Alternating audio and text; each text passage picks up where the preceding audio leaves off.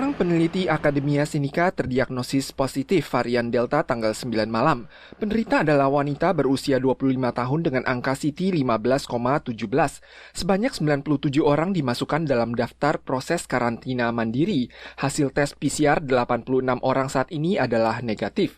Penderita terdiagnosis telah menerima 2 dosis vaksin Moderna. Selama periode ini, ia tidak pernah keluar negeri dan sempat digigit 2 kali oleh tikus laboratorium yang terinfeksi. 工作的场域里面，毕竟它具有一个风险，那有接触过相关的病源，所以在这目前我们是判定是本土的案例。 Rekam jejak penderita di kota Taipei terpusat di distrik Nankang, stasiun MRT Nankang, Tongmen, Kuting, stasiun Taipei, dan Q Square. Sedangkan kota New Taipei pada umumnya terpusat di distrik Xizhi, IFG Far Glory Square, restoran bistik, toaster bar, dan farmasi. Laboratorium tempat kerja penderita merupakan fasilitas penelitian sumber penyakit menular dan mikroorganisme berbahaya yang ditunjang sarana peralatan untuk mencegah kebocoran patogen. Tim peneliti juga perlu menerima pelatihan khusus. CECC meminta Akademia Sinica untuk menyerahkan laporan tinjauan dalam 10 hari untuk mengevaluasi faktor kelalaian.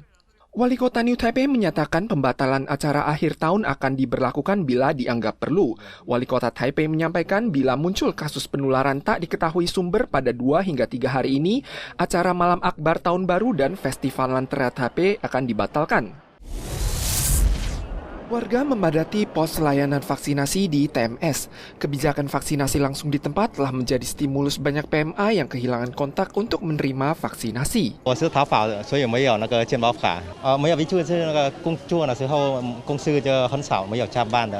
Walau sempat terjadi insiden penahanan beberapa waktu lalu, PMA tetap antusias untuk divaksin. Kalangan PMI yang acap menyebarluaskan gosip bahwa vaksinasi dapat mengakibatkan kematian juga telah mengatasi kegelisahan mereka untuk divaksin. 我们很怕，怕什么？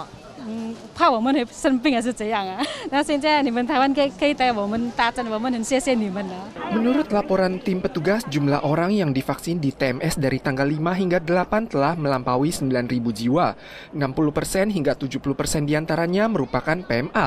Pada tanggal 9, Menteri Ketenagakerjaan membuktikan bahwa tingkat vaksinasi dosis pertama PMA sah akhirnya menembus 80% dan dosis kedua melampaui 40%. 高山上的那种失联移工会不会觉得他们来这里不方便？担心他们那个不会，那个我们就有 NGO 我们有 NGO 的这个团体，你也可以，你可以去预约那我们大概一定的人数之后，我们就会安排我们的医疗人员去帮他们施打。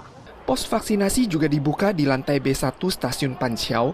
Pos tersebut juga disinggahi PMA walau jumlahnya tidak sebanyak di TMS.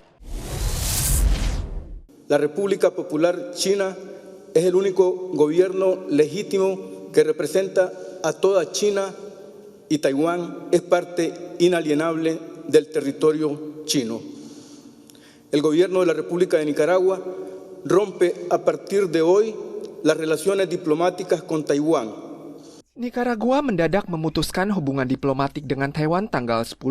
Ini merupakan negara ke-8 yang memutuskan hubungan diplomatik dengan Taiwan pada administrasi pemerintah Presiden Tsai Ing-wen.